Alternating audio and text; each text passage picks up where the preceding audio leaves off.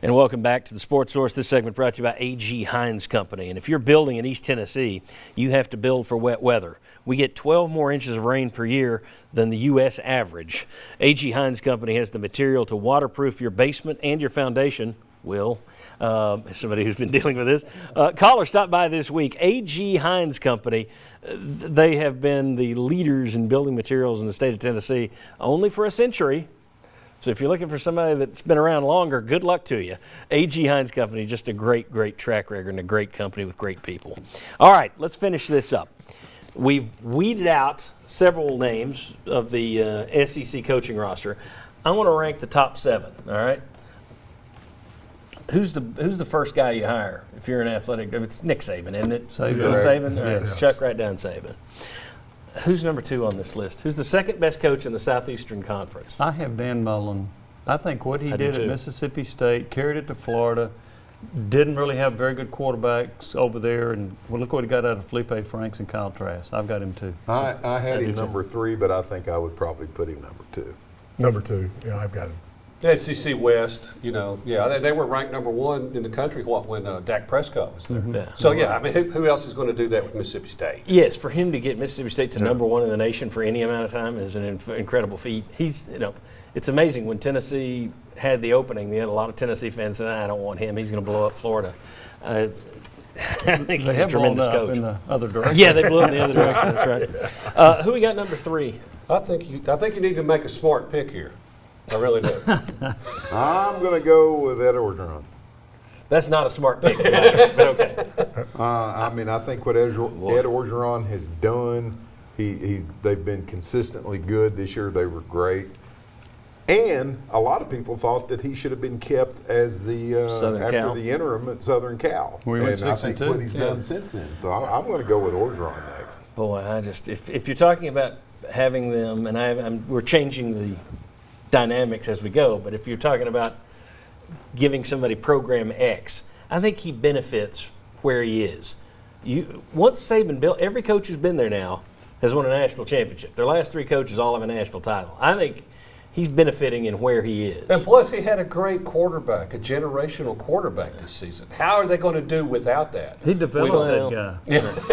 Yeah. He did hire the guy that did develop him, though. Yeah, he did. So, I actually had Orgeron. I didn't think he was the bad hire that a lot of people thought, because I thought he'd do 2 things really well. He'd get great players, and they would play very hard. He's done that.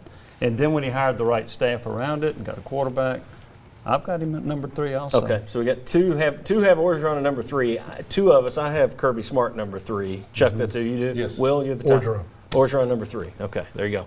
Do we agree that Smart would be number 4? Smart pick. Yep.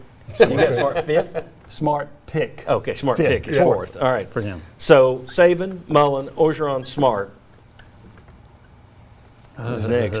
Fisher, Malzahn, Pruitt, Stoops, Leach. I go Gus Malzahn next, because he's at least been up and down within a range. They wanted to fire him this year. He comes back, he's pretty good. I think he's a pretty decent coach. I could be talked out of that, but I had to. He can beat the number 1 guy on your list. I mean, consistently, the guy that has the best chance of beating Nick Saban is Malzahn. I mean, so I have to give him credit for that he's been able to do that. I'm not a huge Jimbo Fisher fan, but I would put Fisher ahead of Malzahn simply because Fisher beat Malzahn in the national championship game. I would take Fisher.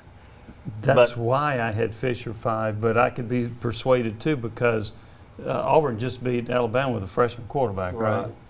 But I had Fisher because of the national championship. And it seems like Malzahn's been on the brink of being fired. Oh, yeah. No, Fisher was run out of Florida But I mean, I agree with you make the call, Chuck. Beat Alabama. Malzahn. I think, but it's a coin flip.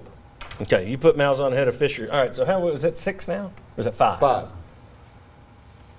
No, because we were then putting Fisher next, right? No, I got Stoops.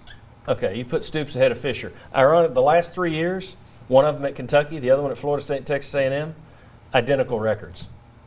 Identical. So I've got Stoops next. Stoops ahead of Fisher. Okay. I had Fisher next. Well, for what Stoops has accomplished at Kentucky, You know, I think where you're talking about. See, I would have, teammates- I would put Stoops up there ahead of Malzahn and Fisher, but I knew nobody else would. So maybe I should have thrown that out because maybe you would have. Here's the thing about Stoops. So he won 10 games, and you're sitting there waiting for them to collapse the next year when they lost their best players. Yeah. They lost their quarterback. And they And then did. they came back and won 8, Yeah. was it?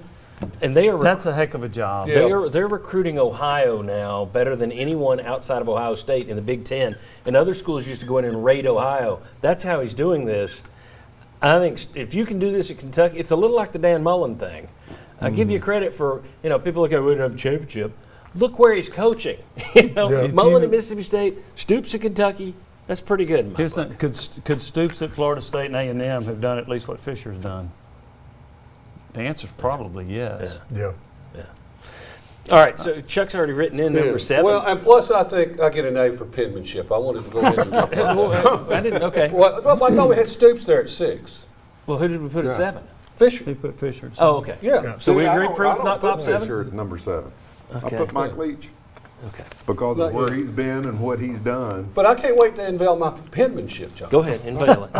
I mean, this is spectacular, right? That is That good is very penmanship. good. That's good pen. That's why I have you handle it. Hey, I don't give that wipey to just anyone. That's right. We found your value, Chuck. You're a very good That's penmanship. C-note penmanship. That's C though. That's All right, so Pruitt not on the list.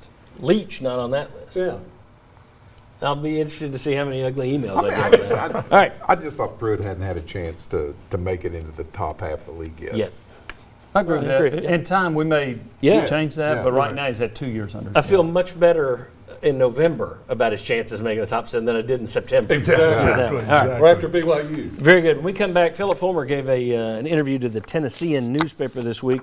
We'll have a couple of quotes and get some reaction on that. That's next. Come on back on the Sports Source.